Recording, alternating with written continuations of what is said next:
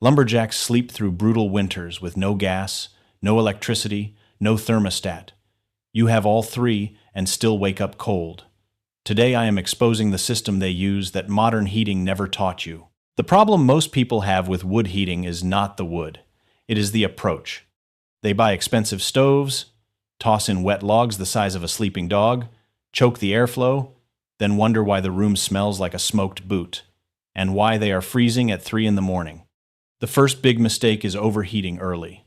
Blast the stove until the cabin feels like Arizona in July. Big flames, big heat, big satisfaction. Then the fire dies completely around midnight. Now the room is cold, nobody wants to crawl out from under the blankets, and the whole night falls apart. A lumberjack does almost the opposite. Instead of chasing flames, the goal is coals, steady coals.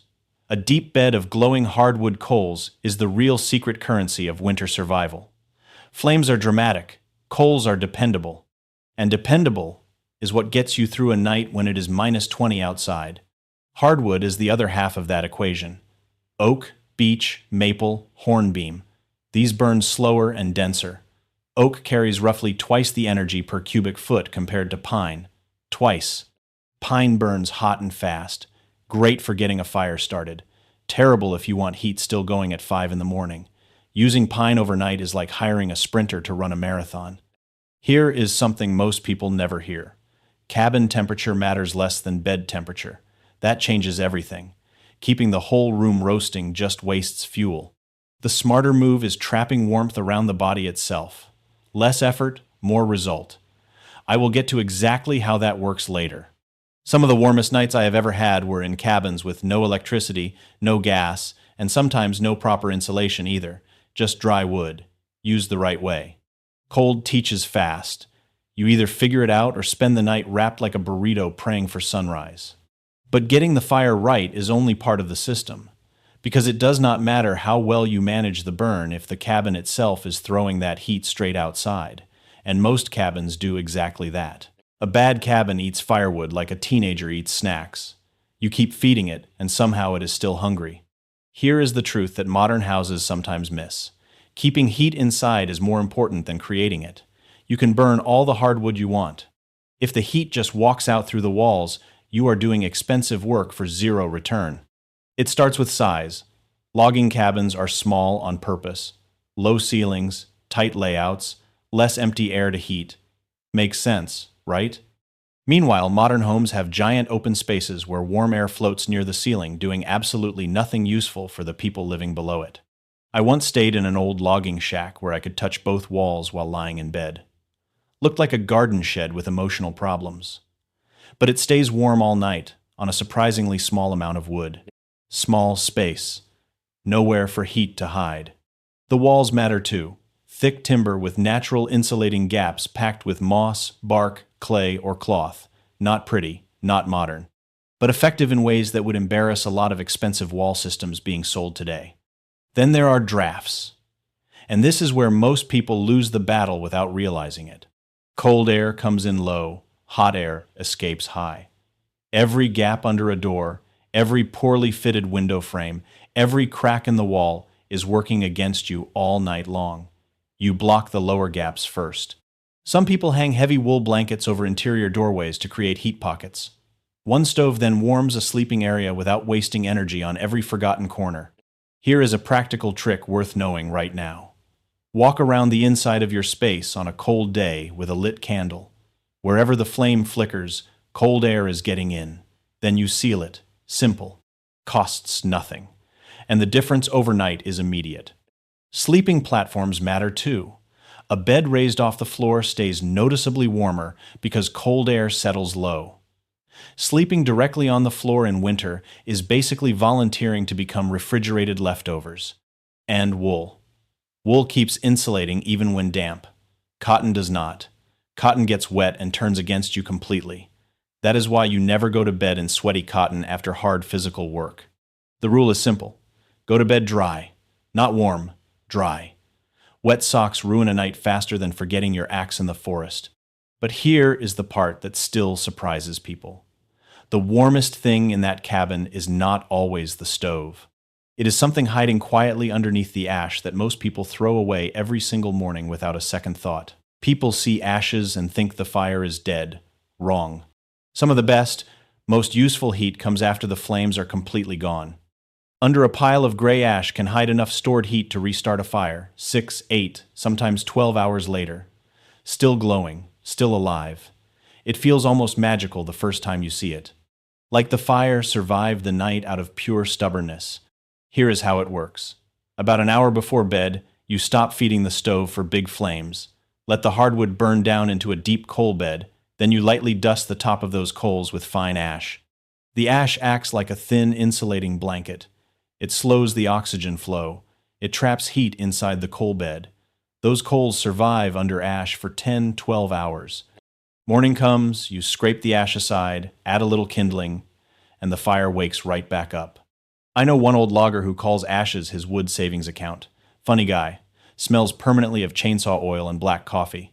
Probably has pine needles older than me stuck in his boots. But he is right.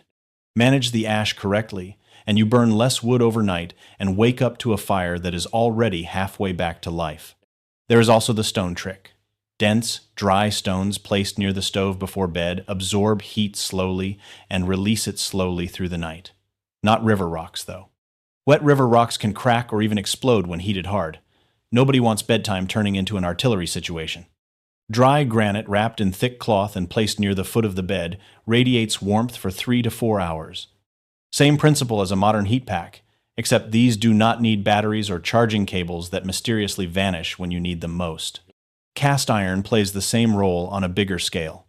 A proper cast iron stove keeps radiating warmth long after the fire inside has dropped to coals. The iron absorbs heat during the evening and releases it steadily through the night. Cheap, lightweight heaters cannot do that. They blast hot and then disappear fast. And the weird part is that a small, controlled hardwood fire often heats a space better overnight than a giant one. Huge fires create sharp temperature swings, up fast, down fast. A smaller hardwood burn builds a stable coal bed that holds temperature steady for hours. Less drama, more warmth. Exactly the kind of trade worth making every single night. But here's the thing. You can have perfect fire management and still wake up freezing if you ignore what is quietly destroying your warmth from the inside. And most people never see it coming. Most people think winter survival is about temperature. Wrong again. Moisture is what makes cold genuinely dangerous. A dry 25-degree cabin under good wool blankets is completely manageable. A damp 40-degree cabin feels brutal. Your body loses heat dramatically faster when moisture is present. Damp air pulls warmth away from your skin far more efficiently than dry air does. You do not just feel colder, you are colder. Most people are not losing the battle to cold. They are losing it to damp air they cannot even see. Wet boots are a misery. Wet gloves are worse. But damp bedding? That can wreck an entire camp. A cook who lets the bedding get damp is about as popular as a skunk at a card game. The mistake people make is sealing the cabin too tightly. You pack every gap to hold heat, which is correct. But then breathing, cooking, drying wet clothes indoors, and the stove itself all release moisture into the air. Condensation forms. Windows sweat. Walls dampen. Bedding absorbs it quietly overnight. Now the whole space feels colder even with the stove burning hard. You have traded the draft problem for a moisture problem. Both punish you equally. The fix is balancing warmth against ventilation. A small vent positioned high near the roofline lets warm, moist air escape naturally without dumping cold air in at floor level. Warm air rises. You release the moisture-heavy air at the top while the sealed lower section holds your heat. Simple physics. And it costs nothing to set up. Clothing matters in bed too. Overdress and you sweat. That moisture then cools you down later in the night when you need warmth most. Wool handles this better than almost anything else. It breathes while still insulating. Sparks land on it. Snow soaks it. Dogs sleep on it for years. It keeps working. Unlike modern cheap blankets that give up emotionally after 2 washes. Another detail most people overlook is bringing firewood indoors to dry before burning it.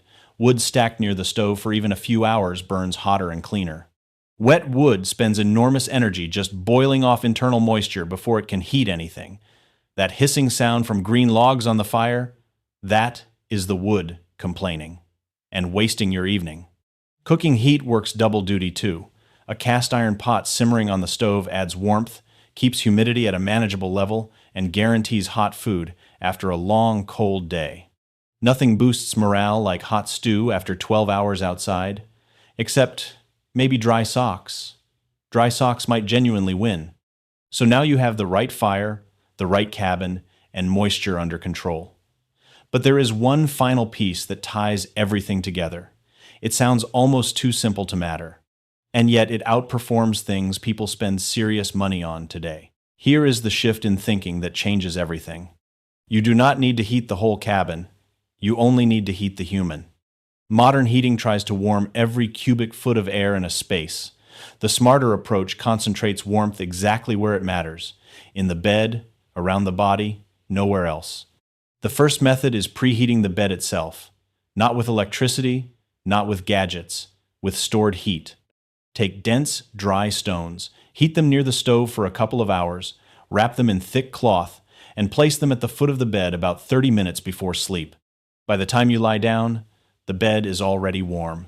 The stone keeps releasing heat for 3 to 4 hours. Climbing into a pre-warmed bed after working outside all day in freezing temperatures feels like getting promoted in life. But here is the one that always stops people cold. Some lumber camps heated full clay bricks beside the stove all evening, wrapped them tight in wool, and slid them under the blankets near the feet before sleep. Those bricks held heat so long that men woke up to frost on the inside of the windows and still had warm feet. Frost on the glass, warm toes. That contrast says everything about how well stored heat actually works when you use the right materials. Nobody is selling that on a shelf. No subscription required. Just a brick, a stove, and knowing what you are doing. Cast iron pots filled with hardwood coals, covered and placed briefly beneath the bed frame, work the same way. Dense materials absorb enormous amounts of thermal energy and release it very slowly. The modern electric blanket is just this idea with a plug attached and a $50 price tag. Layering is the next piece. Multiple lighter wool layers instead of one enormous heavy blanket. Air trapped between each layer becomes insulation. It is the same engineering principle used in modern cold weather expedition gear, just built from what is available. Each layer adds a pocket of still, warm air. Stack enough of those pockets and you have your own personal heating system that needs no fuel at all. Sleeping with a wool hat is another one people laugh at until they try it once in a genuinely cold cabin. The head and neck area loses real body heat during still, cold nights. A wool cap fixes that without any effort. Besides, everybody already looks slightly ridiculous in full winter gear. That ship sailed the moment you tucked your pants into thick socks. Timing the final fire load is a detail that separates experienced woodsmen from beginners. The mistake is waiting until bedtime to load the stove. Do it too late, and the cabin temperature has already dropped.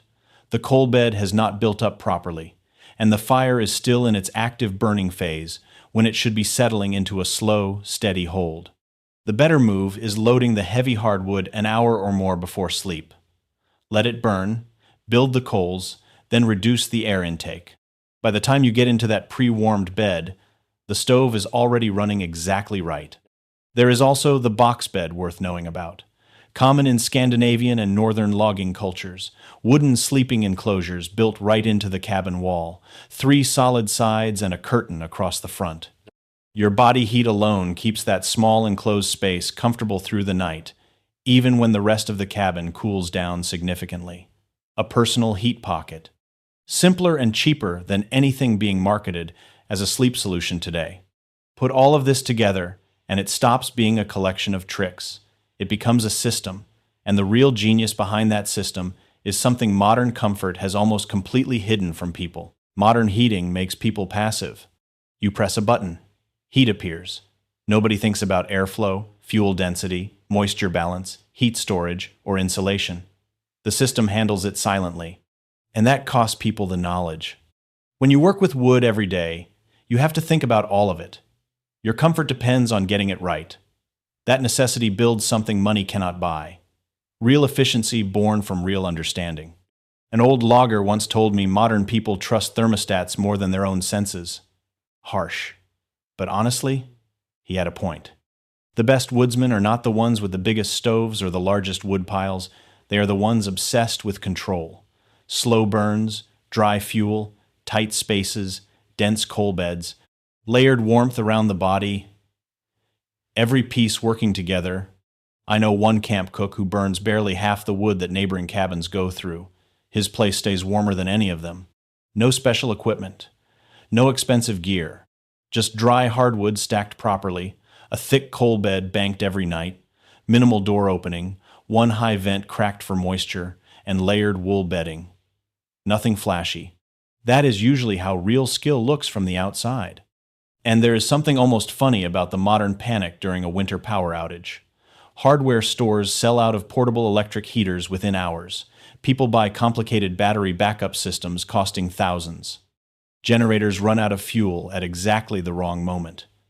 Meanwhile, a lumberjack with a cord of stacked oak, a cast iron stove, and wool blankets sleeps straight through the whole emergency, probably snoring loud enough to scare the local wildlife. That does not mean wood heating is without risk. It demands respect. A neglected chimney builds creosote fast. Poor ventilation causes dangerous smoke buildup indoors. Carelessness around a hot stove causes accidents that experienced men never forgot. Fire gives you everything in winter. You do not treat it casually. But there is one more truth that almost never gets mentioned. Warmth has a psychological layer. The sound of wood crackling steadily in a stove changes how a person feels at night. The heat is visible. It is alive. It responds to what you do. There is a reason old cabins feel deeply cozy despite rough conditions and hard physical work.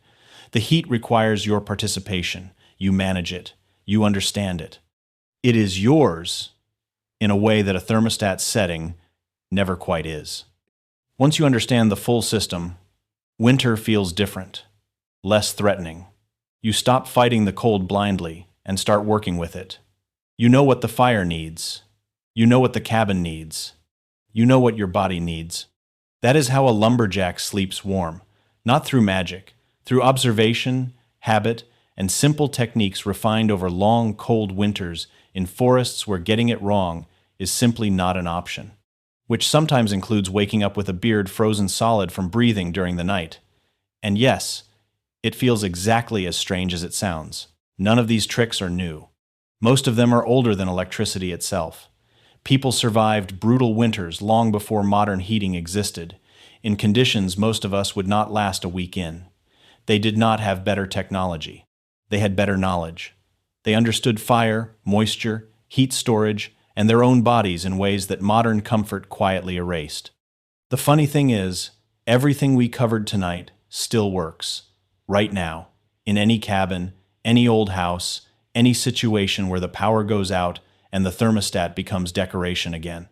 Dry hardwood, banked coal beds, tight spaces, wool, stored heat in bricks and stone, small habits working together as one system.